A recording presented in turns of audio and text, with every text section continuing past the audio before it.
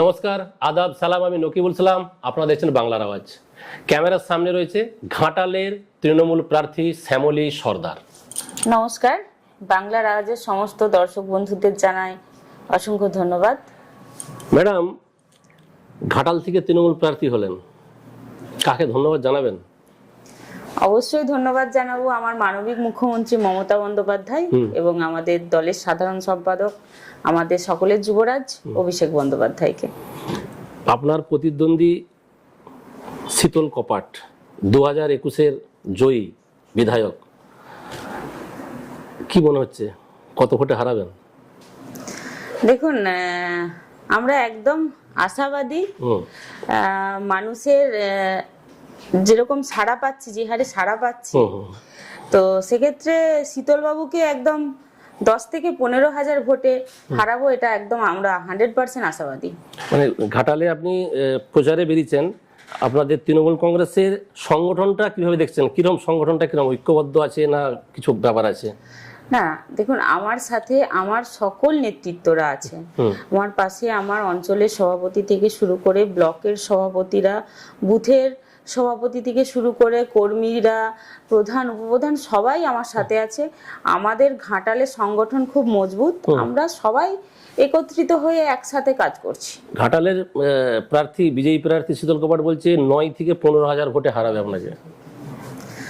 দেখুন, শীতলবাবু অনেক কিছুই বলেন। উনি তো 5 বছর সময় পেলেন, 5 বছর বিধায়ক থাকলেন, মানুষের জন্য কি করেছেন আগে সেটা বলুন। দেখুন, উনি সবসময় ওনার কাজ, ওনাকে তো কিছু কাজ করতে দিতে হবে, তো কাজটাই হচ্ছে যে উল্টোপাল্টা কথা বলা। ওটা উনি দিবা স্বপ্ন দেখছেন যে আমাকে হারাবেন। ঘাটালের মানুষ আপনাকে ভোট দেবে কেন দেখুন, যদি বলা যায়? একদম ঘাটালের মানুষ কেন ভোট দেবে, একটা খুব ভালো প্রশ্ন, সেটাতে আমি সবসময় বলবো। দেখুন, বর্তমানে আমি এখন পঞ্চায়েত সমিতির সভাপতি, সেক্ষেত্রে আমাকে ঘাটালবাসী সবাই সবসময় দেখেছে আপদে বিপদে ছুটে যেতে, যে আমি পঞ্চায়েত সমিতির সভাপতি হিসেবে যে শুধুমাত্র চেয়ারে বসে কাজ করেছি, রুমে বসেই শুধুমাত্র সই করে গেছি, তা নয়। তো আপদে বিপদে রাস্তার কাজ থেকে শুরু করে এই যে বন্যার সময় একদম মানুষের কাছে ত্রাণ পৌঁছে দিয়েছি।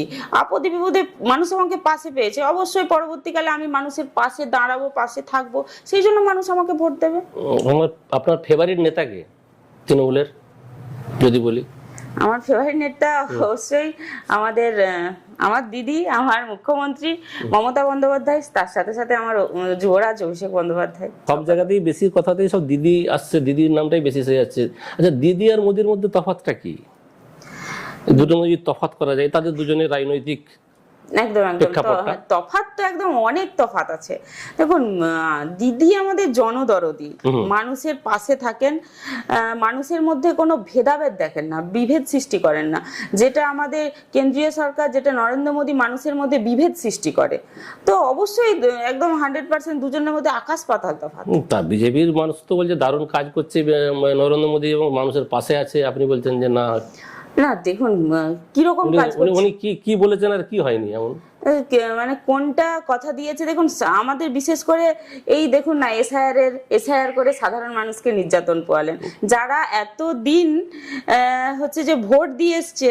আমি কিছুদিন আগে একটা প্রচারে গেছিলাম, তো সেক্ষেত্রে আমাকে প্রচারে যেতেই হঠাৎ করে একজন বয়স্ক ভদ্রলোক, 80 বছর বয়স হবে, উনি কেঁদে ফেললেন, দেখে কেঁদে ফেললেন। আমি যে বললাম কাঁদছেন কেন, প্রণাম করলাম, তখন বললো আমার এসআইআর এর নাম নেই, বাতিল হয়ে গেছে। অনেক সমস্যা। তো সেক্ষেত্রে আপনি ভাবুন না, যে 80 বছর বয়সে উনি ভোট দিয়ে এসেছেন, উনি চাকরি করতেন, এই বয়সে এসে ওনার নামটা নেই, বাদ হয়ে গেল, ওনাকে নাগরিকত্বের প্রমাণ দিতে হচ্ছে। তাহলে বলুন বিজেপি মানে কি করছে, বাংলায় বিজেপি কি করছে? রাজনীতি থেকে একটু পার্সোনালে আসা যাক। আপনার বাপের বাড়িটা কোথায় আর বিয়েটা কোথায় হয়েছে? আমার বাপের বাড়ি বর্দা বাণীপীঠ, রতিপুর বর্দা বাণীপীঠ, একদম স্কুলের পাশেই। আর বিয়ে হয়েছে আমার ইরপালা গ্রাম পঞ্চায়েতের প্রসাদ চোখে। আপনি কখন জানতে পারলেন যে আপনি এই তৃণমূলের প্রার্থী ঘোষণা হয়েছেন ঘাটাল থেকে? কোন মধ্যে? আপনি আগেই জানতেন? না, আগে আগে কি করে জানবো বলুন, আগে জানতাম না। যখন যেই মুহূর্তে আমাদের অভিষেক বন্দ্যোপাধ্যায় ঘোষণা করলেন, মুখ্যমন্ত্রী ছিলেন, ঘোষণা হওয়ার পরই জানতে পারলাম যে এই রাজনীতিতে পা কবে থেকে রেখেছে, মানে কবে থেকে এসেছেন রাজনীতিতে? আমি যখন কলেজে পড়াশোনা করি, যখন 2011-তে উচ্চ মাধ্যমিক পাশ করলাম, পাশ করার পর কলেজে ভর্তি হলাম, তখন থেকেই আমার রাজনীতিতে পা। প্রাইমারি স্কুলের পড়াশোনা কোন স্কুলে শেষ করেছেন? প্রাইমারি স্কুল আমার রতিপুর বর্দা বাণীপীঠ, ওখানে একটা ইংলিশ মিডিয়াম স্কুল, ওখানে আমি পড়াশোনা করেছি। রাজনীতি খুব বেশি হয়ে যাচ্ছে। আচ্ছা, জীবনের প্রথম সিনেমা কবে দেখেছেন বলুন তো, মনে আছে নাকি দেখি? হ্যাঁ, প্রথম সিনেমা মনে নেই, তবু হ্যাঁ হালকা হালকা মনে আছে। তখন কি বইটা দেখেছিলেন, কার বই দেখেছিলেন? প্রথম সিনেমা দেখেছিলাম খুব ভালো করে মনে আছে, তখন তো টিভি থাকতো না, টিভি ছিল না, তখন সেই ভিডিও হতো, পাড়ায় পাড়ায় ভিডিও হতো, সবাই দেখতো। খুব ভালো মনে আছে, একবার মা একদম পাড়াতেই হচ্ছিল, ভিডিও হচ্ছিল, মা নিয়ে গেছিল, তখন উত্তম কুমারের অনুসন্ধান, হ্যাঁ অনুসন্ধানী বোধহয় প্রথম নাকি কি আশ্রম, বেশ একটা পুরনো বই। হ্যাঁ, খুব খুব মানে যা দেখেছেন ভিডিওতেই প্রথম সিনেমাটা দেখেছেন। তারপরে সিনেমা হলে কবে থেকে বই দেখা, কত বছর বয়সের পর সিনেমা হলে যে বই দেখেছেন? সিনেমা হলে বই দেখেছি, আমার মা খুব হচ্ছে যে সিনেমা দেখতে ভালোবাসতো, ঠিক আছে, তো আমাদের ঘাটালে প্রায় সময় হচ্ছে যে আমাকে নিয়ে যেতেন সিনেমা দেখতে, আমাকে হচ্ছে যে নিয়ে যেতেন। তো সেক্ষেত্রে ওই মায়ের সাথেই তখন ছোটবেলা থেকে তখন মায়ের সাথে যেতাম আর সিনেমা দেখা। সিনেমাতে ভালো লাগতো, ভালো লাগতো।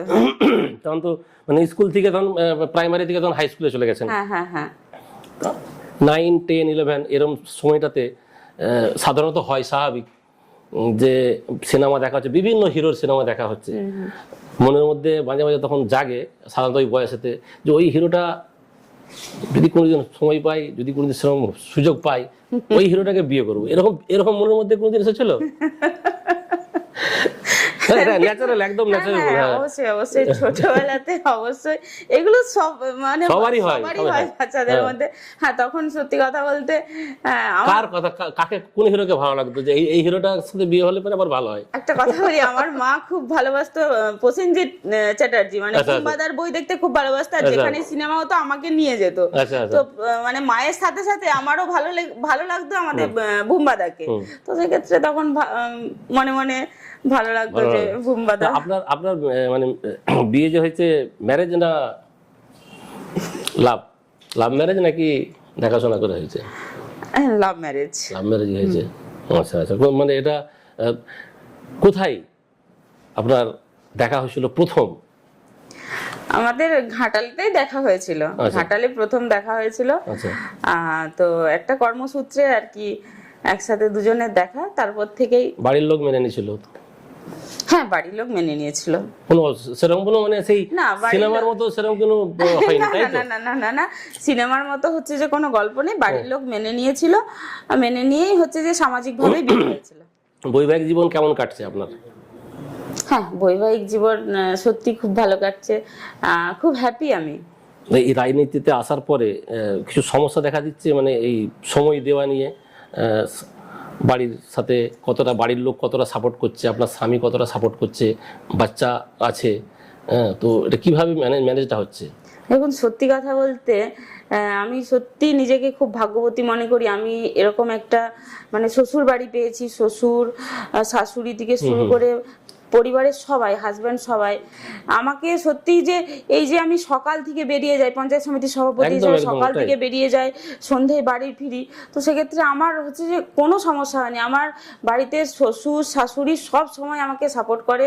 আমি যেই কাজটা করছি সব সময় তারা বলে যে আমি সেই কাজটাই যেন আগে যাই। খুবই মডার্ন হতে হবে এবং খুবই তাদেরকে মানে এটা আপোষের একটা ব্যাপার থাকছে না, অ্যাডজাস্ট না করলে এভাবে হয়নি, সম্ভব নয়। একদম একদম স্বাভাবিক কথাই। খুবই, আমার একটা ছোট বাচ্চা, তার বয়স কত আছে? তার বয়স এই 2.5 বছর। সেক্ষেত্রে সেটাও আমার শাশুড়ি মা শাশুড়ি মা সকালে মানে বাড়ির কাজকর্ম করা থেকে শুরু করে বাচ্চাকে সামলানো সবকিছুই করছে বলে কিন্তু আমি এত স্বতঃস্ফূর্ত ভাবে বেরিয়ে মানুষের কাজ করতে পারছি, জনসেবা করা হচ্ছে। ভাতের সাথে কোন তরকারিটা সব থেকে ভালো লাগে? ভাতের সাথে তরকারি অনেক তরকারি ভালো লাগে। সব থেকে ভালো যে এটা হলে খুব ভালো হয়। ভাতের সাথে সচরাচর এমনি বেশ মাছের ঝোল, মাছের ঝোল এরকম এটাই ভালো লাগে। আর বাইরে ঘুরতে গেলে পরে কোন খাবারটা বাইরের দোকান থেকে যে কিনে খাওয়া হয় তার মধ্যে কোন খাবারটা সব থেকে পছন্দ শ্যামলী সরদারের? বাইরে সত্যি কথা বলতে আমার সব থেকে ফাস্ট ফুড প্রিয়। যে কোনো ফাস্ট ফুড, মোমো থেকে শুরু করে ফুচকা, বিরিয়ানি, একদম যেটা দেবেন সেটাই খাবো। ও ফাস্ট ফুডই ভালো লাগে? হ্যাঁ হ্যাঁ হ্যাঁ হ্যাঁ। বিয়ের পর প্রথম কোথায় বেড়াতে গেছিলেন? এটা বলে হনিমুন। হ্যাঁ হ্যাঁ গেছিলাম। কোথায় যাওয়া হয়েছিল সেটা? বিয়ের পরে প্রথম আমরা হচ্ছে যে জগন্নাথ দর্শন করে এসেছি, পুরী গেছিলাম। ও পুরী গেছিলেন? পুরী গেছিলাম। যদি আপনি রাজনীতি না করতেন তাহলে কি করতেন? কোন দিকে আপনার যাওয়ার ইচ্ছা ছিল যে এই লাইনটা আমি বেছে নিতাম? যদি রাজনীতি না করতাম তাহলে অবশ্যই যেটা করতাম সেটা দুটো ছিল আমার মনে মনে, হয় আমি শিক্ষিকা হতাম, নয়তো চেষ্টা করতাম, আমার ইচ্ছে ছিল যে ব্যাংকে চাকরি করার। ব্যাংকে চাকরি করার। ঘাটালের মানে আপনাকে সাপোর্ট কিভাবে করছে নেতারা? কারা কারা করছে সাপোর্ট? আবারও বলি, কতটা সাপোর্ট পাচ্ছেন? ঘাটালে আমি হচ্ছে যে সবার সাপোর্ট পাচ্ছি, আমার সমস্ত নেতা নেতৃত্ব। আমি সব একটা কথা বলি, সবার থেকে আমি অনেকে যারা আমার নেতৃত্বরা আছে একদম বয়সে আমি অনেকটাই ছোট তাদের থেকে, তো সেক্ষেত্রে আমাকে সবাই সাপোর্ট করছে, সবাই আমার পাশে আছে। ঘাটাল থেকে যদি জয়ী হন, প্রথম কোন দিকটায় লক্ষ্য নজর দেবেন? ঘাটালের মানুষের জন্য কোন কাজটা প্রথমে করতে চাইছেন? যদি ঘাটালের মানুষ আমাকে আশীর্বাদ করে, যদি আমি জয়ী হই মানুষের আশীর্বাদে, তো প্রথম আমার যেই কাজটা হবে সেটা হচ্ছে যে, এখন আমি তো পঞ্চায়েত সমিতির সভাপতি থাকাকালীন যেটা ফিল করতে পেরেছি, যেটা বুঝতে পারছি, যে অনেক বয়স্ক মানুষ আছে যাদের এখনো বয়স্ক ভাতা পাচ্ছে না। ঠিক আছে, ওইটা চাইবো যে আমি জেতার পরে যেন প্রত্যেকটা বয়স্ক মানুষ যারা বাকি রয়ে গেছে তাদের যেন বয়স্ক ভাতাটা ঢোকে, এবং কিছু লক্ষ্মীর ভান্ডারও এখনো বাকি আছে, কিছু আছে, সেইগুলো তো করবোই। তার সাথে সাথে আমাদের সব থেকে যেটা প্রয়োজন আছে, যেহেতু ঘাটাল আমাদের বন্যা প্রবণ এলাকা, অনেক ব্রিজ প্রয়োজন আছে, ব্রিজের প্রয়োজন আছে, রাস্তার প্রয়োজন আছে, কিছু মানুষের এখনো জলের কানেকশন দেওয়া বাকি আছে, এগুলো দিতে হবে। তো এই কাজগুলো করব।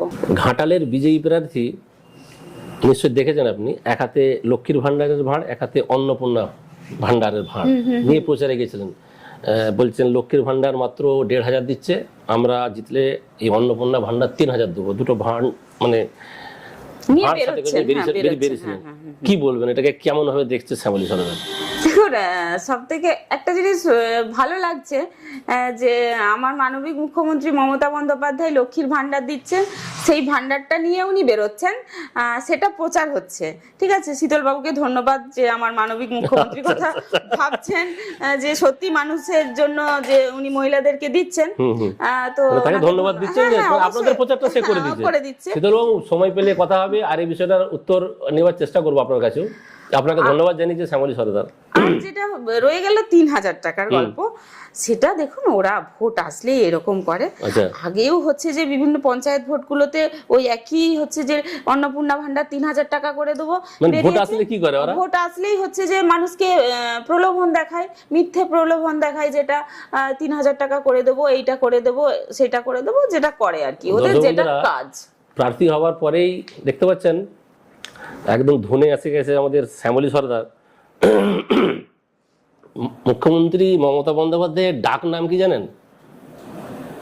কি সেটা আপনারও অজানা কিছু নয়, আমাদের দিদি। দিদিরাই তাহলে ডাক নাম, তাই তো? আর ওটা বাদে আর কিছু নাই তো? জীবনের সব থেকে মানে প্রথমবার খুশি কথা যদি মনে করেন, কোন দিনটা মনে করবেন সব থেকে খুশির? জীবনে প্রথম খুশি হয়েছিলাম, অনেক কিছুই আছে, কিন্তু খুব খুশি হয়েছিলাম দুটো জিনিসে। সেটা হচ্ছে যে যখন প্রথম কলেজ রাজনীতি করি, ভোটে দাঁড়িয়েছিলাম, যেদিন জিতেছিলাম সেদিনে খুব খুশি হয়েছিলাম। ও ভোটের রাজনীতিতে? হ্যাঁ হ্যাঁ হ্যাঁ, খুব খুশি হয়েছিলাম। বাবাকে ফোন করে বলেছিলাম, বাবা জিতে গেছি, আমি জিতে গেছি। ঠিক আছে, আর যখন পঞ্চায়েত সমিতির সভাপতি হচ্ছে যে ঘোষণা হলো, সেদিনও খুব খুশি হয়েছে। মানে খুশি তো আপনার জীবনে অনেকগুলো এসেছে, তার মধ্যে দুটো আপনি বেছে নিয়েছেন, তাই তো? আর সব থেকে দুঃখের দিন যদি মনে করা হয়? দেখুন, দুঃখের কথা বলতে গেলে দুঃখের কথা তো অনেকই আছে। একটা কথা বলি, আমি দুটো দুঃখের কথা বলছি, দুটো দুঃখের কথা বলি।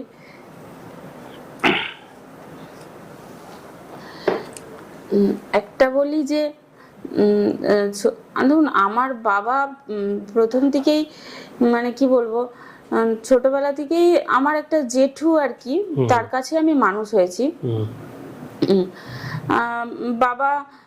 বাবাও সবসময় আমার জেঠুর উপরে ডিপেন্ডেন্ট ছিলেন। তো সেই জেঠুকে আমি সব সময় খুব ভালোবাসতাম, বিভিন্ন রকম স্কুল থেকে কলেজ থেকে এসে সব কথা শেয়ার করতাম, ঠিক আছে, খুব সাপোর্ট করতো আমাকে। তো একদিন হঠাৎ করে যখন শুনি, কিছুই হয়নি, হঠাৎ করে শুনলাম বাবা আমাকে জানায়নি পর্যন্ত, মাকে ডেকে হঠাৎ করে রাত্রেবেলা বলছে যে হচ্ছে যে জেঠু আর নেই। আমি জাস্ট কানে শুনেছিলাম, সেটাতে আমি খুব ভেঙে পড়েছিলাম যে মানে জীবনে একজন খুব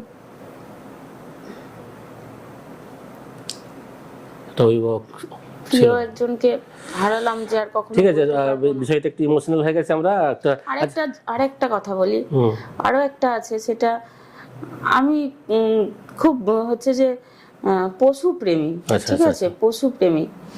এই ঘটনাটা আমি বলতে চাই। অবশ্যই বলুন। যে আমি ছোট্ট থেকে দুটো টিয়া পাখির বাচ্চা মানুষ করেছিলাম। এগুলো সত্যি কথা বলতে, এটা বলছি, আমার কাছে খুব কষ্ট হয়েছিল। এক হচ্ছে যে জেঠু মারা গেছিল, আর আমি দুটো ছোট্ট ছোট্ট বাচ্চা পাখি মানুষ করেছিলাম। তাদের মধ্যে একটা বাচ্চা পাখি হচ্ছে যে একটা সাপে খেয়ে নিয়েছিল। এত পরিমাণ আমি কেঁদেছিলাম, পুরো আশেপাশের পাড়া সবাই জড়ো হয়ে গেছিল। মানে ওটা আমাকে খুব ধাক্কা দিয়েছিল। মানে আমি এখনো, আমার বাড়িতে বেড়াল আছে, কুকুর আছে, মানে আমি পশু প্রেমী খুব। তো এগুলো কষ্ট খুব ব্যথা লেগেছিল। যাক, টপিক চেঞ্জ করবো। আচ্ছা, আপনার জীবনের সেরা দুই শিক্ষক, কেন আপনার কথাবার্তা দেখে মনে হচ্ছে খুবই এর সাথে আপনি মানুষ হয়েছেন। জীবনের সেরা দুই শিক্ষকের যদি নাম বলেন, যারা খুব সাপোর্ট করেছে আপনাকে এবং কিছু তাদের কাছে কিছু পেয়েছেন, জ্ঞান অর্জন করতে পেরেছেন। হ্যাঁ, সেরা দুই শিক্ষক আছেন। সেরা দুই শিক্ষক আমাদের প্রথমে নাম বলি, আমাদের অশোক চ্যাটার্জি, আমার বাংলার শিক্ষক। আরেকজন শিক্ষক হচ্ছে যে অনেকে জানবেন এখন, আমাদের রামজীবন মান্ডি। আচ্ছা, কেসিআরডি থেকে উনি বাণীপীঠ স্কুলের প্রধান শিক্ষক। 5 থেকে 12 অবধি ওনার কাছে আমি পড়েছি। এই দুটো শিক্ষকেরই নাম মনে আসছে। আপনার স্বামীর কোন বিষয়টাতে আপনাকে মানে গর্বিত বোধ করে? কোন দিকটা খুব ভালো লাগে আপনার স্বামীর, যে গর্ব মনে হয়? একটা কথা বলি যে আমার বিয়ে হয়েছে একদম খুব প্রত্যন্ত গ্রাম্য এলাকায় বিয়ে হয়েছে। তো সেক্ষেত্রে সেই জায়গায় দাঁড়িয়ে যেখানে বাড়ির বউ বাইরে বেরোবে, বাড়ির বউ সালোয়ার পরবে, ঠিক আছে, বাড়ির বউ সন্ধে করে বাড়ি ফিরবে, এইগুলো চলে না সেরকম ভাবে। তো সেই গ্রামের মাঝখানে দাঁড়িয়েও যে আমার হাজবেন্ড আমার জন্য লড়াই করেছে, আমাকে স্বাধীনতা দিয়েছে সমস্ত কিছুতে, এখনো পর্যন্ত আমার পাশে দাঁড়িয়ে আছে, সাপোর্ট করে যাচ্ছে সেই বিয়ের প্রথম দিন থেকে। আপনার শিক্ষাগত যোগ্যতাটা একটু যদি দর্শকদের বলে দিতেন। আমি মাস্টার ডিগ্রি করেছি, বাংলায় মাস্টার ডিগ্রি করার পর আমি বিএড করেছি। আর আপনি যার সাথে প্রতিদ্বন্দ্বী করবেন তার ডিগ্রি জানেন? না, জানি না। জানেন না। আচ্ছা, প্রার্থী ঘোষণা হওয়ার পর একটা বুঝতেই পারে যে প্রচারের ব্যাপার আছে। দৈনন্দিন সকাল থেকে সন্ধ্যা পর্যন্ত কিভাবে রুটিনটা তৈরি করেছেন? কখন উঠেন, কিভাবে, কটার সময় বেরোন, বাইরে বেরোন, কর্মীদিকে কোথায় ডাকেন, কিভাবে, এটা যদি দর্শকদের বলেন। হ্যাঁ, আমার দেখুন প্রচারের একদম শিডিউল তৈরি করাই থাকে। ধরুন কালকে যেখানে আমি যাব, একদম সকাল থেকেই প্রচার শুরু করেছি। সকাল একদম 6টায় হচ্ছে যে ঘুম থেকে উঠে যাই, উঠে ফ্রেশ ট্রেশ হয়ে একটু হালকা খাওয়া দাওয়া করলাম, খাওয়া দাওয়া করে যেখানে প্রচারে যাব সেখানের নেতৃত্ব যারা আছে, সভাপতি, সমস্ত কর্মীদেরকে একটু ফোন করে নিলাম যে আমি পৌঁছে যাচ্ছি। এবার সকালে মানে বাড়ি থেকে কি খেয়ে বাইরে বেরোন? বাড়ি থেকে সকালবেলা একটু হালকা খাবারই খেয়ে বেরোই। গ্রামের মানুষ আমরা, ওই আলু সেদ্ধ মুড়ি এটা খেয়ে তারপরে আবার লাঞ্চ কখন কটার সময় করেন? লাঞ্চ প্রচার সেরে 1টা-1:30 বেজে যায়, কখনো 2টো বেজে যায়। তার মাঝে কিছু খাওয়া হয় না, তার মাঝে খাওয়ার সময় হয় না। একটু জল খেয়ে নিলাম, কখনো একটু ওআরএস খেয়ে নিলাম, এইরকম করে। আবার মানে কটার সময় বাড়ি ফেরেন? বাড়ি ফিরতে ফিরতে প্রচার সেরে, বিভিন্ন কর্মী বৈঠক থাকছে, সমস্ত কিছু সেরে বাড়ি ফিরতে ফিরতে 10টা বেজে যায়। 10টা বেজে যাচ্ছে, মানে এটা রোজের এইভাবেই চলছে প্রচার? রোজের এইভাবেই চলছে। মানে আপনি তৃণমূলের প্রার্থী জয়ী হওয়ার পর, যদি জয়ী হয়ে যান, ঘাটালের মানুষকে কতটা সময় দিবেন যে তাদের অভাব অভিযোগ শোনার জন্য? জানে অনেক জায়গাতে অনেক সময় একটা টাইম করা থাকে, সকাল 9টা থেকে বেলা 12টা মানুষের অভাব অভিযোগ শোনা হবে, এরকম শোনার সময় কত ঘন্টা সময় দিবেন প্রতিদিন ঘাটালের মানুষকে? দেখুন, ঘাটালের মানুষের জন্য আমি সব সময় আছি। পঞ্চায়েত সমিতির সভাপতি থাকাকালীনও যেরকম ভাবে মানুষের পাশে থেকেছি, এবারে ধরুন বিধানসভাতে আরো চাপ বাড়বে, আরো কাজ বাড়বে, তো সেক্ষেত্রে আমি এইটুকু বলতে পারি যে মানুষের জন্য আমি সব সময় একদম পর্যাপ্ত থাকবো। হ্যাঁ, কিছু জিনিস থাকবে, আমাকে হয়তো কোথাও হয়তো কখনো বিধানসভায় যেতে হতে পারে, কখনো কেউ ডাকলো হয়তো কোথাও উদ্বোধনে যেতে হতে পারে। বাদ বাকি সময় আমি কিন্তু সময় বের করে আমার সাধারণ মানুষকে দেব। সাধারণ মানুষকে দেবেন। রেলপথ বিজয়ী বিধায়ক তুলেছে, দেবকে প্রশ্ন করেছিলাম, দেব উত্তর দিয়ে গেছে। জয়ী হবার পর দেবকে কতটা খোঁচা দেবেন রেলপথের জন্য? ঘাটালের মানুষ কিন্তু রেলপথ চাই। যদি আপনি জয়ী হন তো আপনার উপরেও মানুষের আশা থাকবে, তো দেবকে কতটা খোঁচা দেবেন যে দিল্লি যান, বেশি করে বলুন, নিয়ে আসুন দেখি? ঘাটালে রেলপথ হোক, সেটা আমরাও চাই। তো সেক্ষেত্রে আমার মাননীয় মুখ্যমন্ত্রী মমতা বন্দ্যোপাধ্যায় যখন রেলমন্ত্রী ছিলেন, তখনই কিন্তু উনি একটা প্রসেস আগিয়ে দিয়েছেন। তো সেক্ষেত্রে আমাদের সাংসদ দীপক অধিকারী, উনি একজন সফল অভিনেতা এবং ব্যস্ততম অভিনেতা। তো এই কিছু ওনার ব্যস্ততা বাদ দিয়ে ওনাকে যখনই আমি ফোন করব, তখনই আমার ঘাটালের বিভিন্ন সমস্যার সাথে সাথে যখনই ফোন করব, তখনই কিন্তু ঘাটালের রেলপথের জন্য বলবো। দর্শক বন্ধুদের সামনে কথা দিয়েছে একদম। এবারে যে দেব এসেছিল, মানে কথা কিছু হয়েছিল, কিছু উপদেশ দিয়ে গেছে, শ্যামলী এভাবে চলবে, কিছু উপদেশ দিয়েছে যেটা হৃদয় ছুঁয়ে যাবার মতো, না তার কিছু কথা, অনেক স্টেটমেন্টও সে দিয়ে গেছে, কোনটা ভালো লেগেছে? প্রথম যেদিন আমি যে মনোনীত হই, সেই দিনও দেবদা আমাকে ফোন করেছিল। আচ্ছা, তারপরে যেদিন আসলেন ঘাটালে, সেই দিনও আমার সাথে কথা হয়েছে। একটাই জিনিস, যে লড়াই করতে হবে, আমাদেরকে এবারে জিততে হবে, জিতে আমাদের ঘাটাল বিধানসভা হারা সিট, সেটা আমরা দিদিকে উপহার দেব। আর দেবদার সত্যি কথা বলতে একটা কথা আমার খুব হৃদয় ছুঁয়ে গেছে, সেইটা হচ্ছে যে যদি আমরা হেরে যাই তাহলে কিন্তু রাজনীতি জিতে যাবে বলেছিল। ঠিক আছে, এই কথাটাই খুব জোর লেগেছে। আপনার ফেভারিট ড্রেসটা কি, বিয়ের আগে বা বিয়ের পরে? আমার সত্যি কথা বলতে সবসময় একটু সালোয়ার পরতে ভালো লাগে। তো এটা বিয়ের পরেও? হ্যাঁ, বিয়ের পরেও। হ্যাঁ, শাড়িতেই তো আছেন।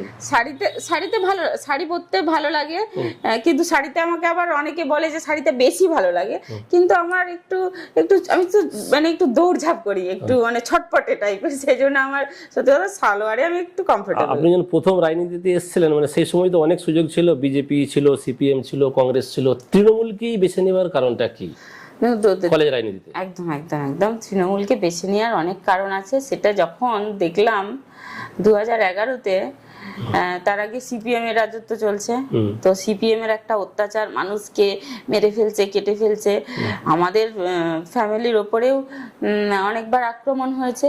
তো সেক্ষেত্রে আমার দিদি, আমার মাননীয় মুখ্যমন্ত্রী একজন মহিলা হয়ে যে সাধারণ মানুষের জন্য লড়াই করছে, পাশে আছে, তো সেইটা কোথাও একটা মহিলা হয়ে মানে মনে ছুঁয়ে গেছিল, যে একজন মহিলা হয়ে এইরকম ভাবে লড়াই করছে, তো পরবর্তীকালে আমিও তো একটা মহিলা, আমিও চেষ্টা করলে এইরকম ভাবে একজন ভালো জননেত্রী হয়ে উঠতে পারি, সমাজের জন্য কাজ করতে পারি।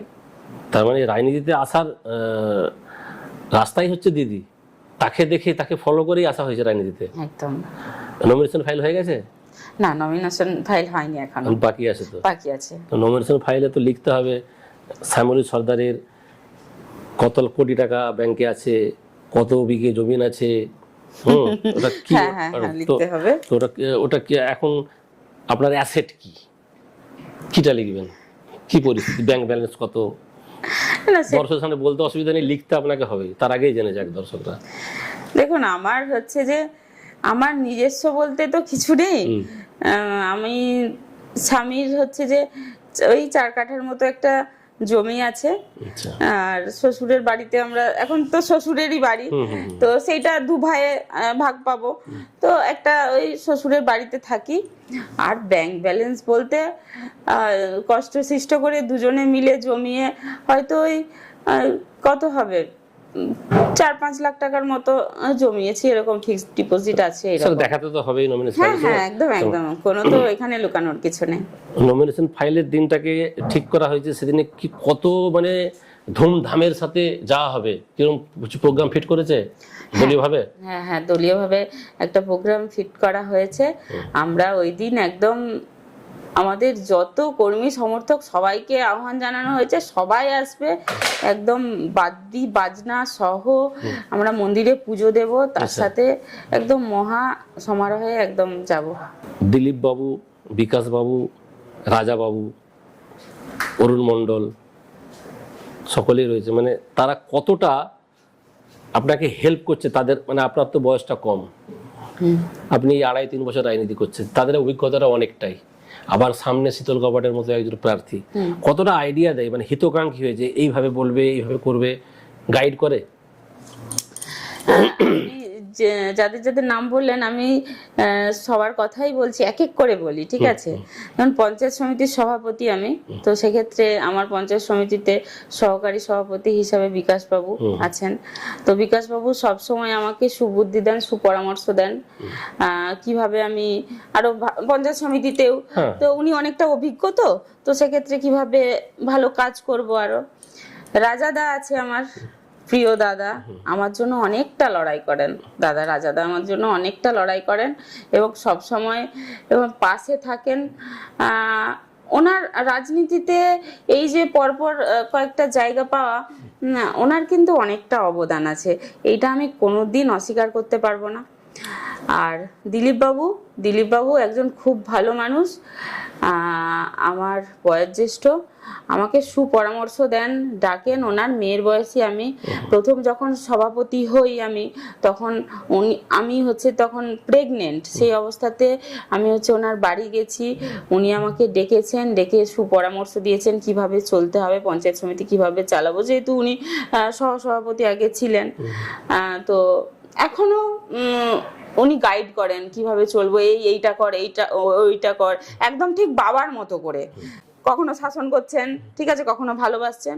আর অরুণদা তো একদম দাদার মতো, সব সময় দেখা হচ্ছে, আগেও যখন দেখা হতো তখনও সুন্দরভাবে গুছিয়ে বিভিন্ন সবারই সাপোর্ট পায়, সবারই সাপোর্ট পাচ্ছে।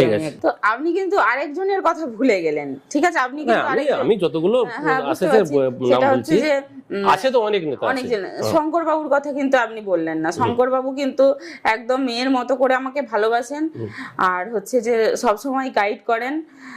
যখন যেটা সমস্যা হয়েছে তখন আমি ফোন করেছি ওনাকে, উনি বলেছেন, সাপোর্ট করেছেন।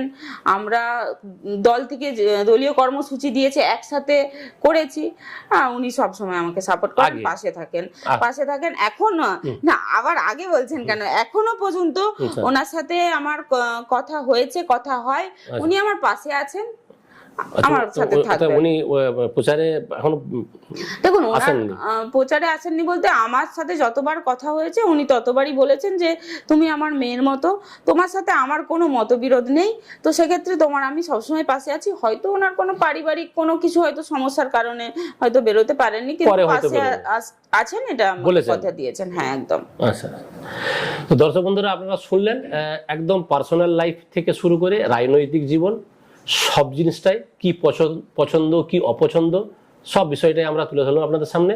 ঘাটালের তৃণমূল প্রার্থী শ্যামলী সর্দার আগামী দিনে অন্য কারোর বিষয়ে আবার তুলে ধরবো। কি বলবেন দর্শকদের উদ্দেশ্যে, কি বলবেন?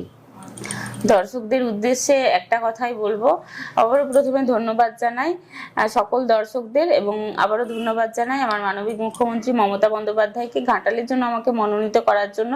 সবাইকে বলবো যে সবাই আমার পাশে থাকুন, সাথে থাকুন, পরবর্তীকালে ঘাটালের উন্নয়নের জন্য ঘাটালের মেয়ে হিসাবে আপনারা সবাই সকলে মিলে আমাকে পাশে পাবেন, এটুকু আমি কথা দিচ্ছি। দর্শকদের আরেকটা বিষয় বলার আছে, মহিলা প্রার্থী প্রথমবার এই তৃণমূল কংগ্রেসের, আর সেই সুযোগটা আপনি পেয়েছেন, কতটা এটাতে অ্যাডভান্টেজ পাচ্ছেন বলে মনে হচ্ছে? মানে বাড়িতে প্রবেশ করে যাচ্ছেন, সব জায়গায় যেতে পারছেন। একটা যখন পুরুষ প্রার্থী হবে সে কিন্তু সব জায়গায় যেতে পারবেন, আপনি কিন্তু সেটা পাচ্ছেন। এতে কতটা মনে হচ্ছে হ্যাঁ অ্যাডভান্টেজ পাচ্ছেন? হ্যাঁ, অবশ্যই অ্যাডভান্টেজ পাচ্ছি তো, খুব বেশি করে। কারণ মেয়েরা এসে নিজে আমাকে বলছে যে এই যে আপনি মহিলা হয়েছেন বলে আপনাকে একটু জড়িয়ে ধরতে পারছি, মেয়েরা মেয়েদের কথাই বোঝে, মেয়েরা মেয়েদের কথা বোঝে, জড়িয়ে ধরতে পারছি, একটা সেলফি তুলতে পারছি, এটা মেয়েদের একটা বেশ ভালো লাগা। মহিলা ভোট মোটামুটি একটা ভালো রকম পাচ্ছেন আপনি, আশা করছেন? একদম আশাবাদী, একদম 100% আশাবাদী। আর সবাই মানে পাশে থাকার প্রতিশ্রুতি? হ্যাঁ, প্রতিশ্রুতি। আমি তো অবশ্যই আমার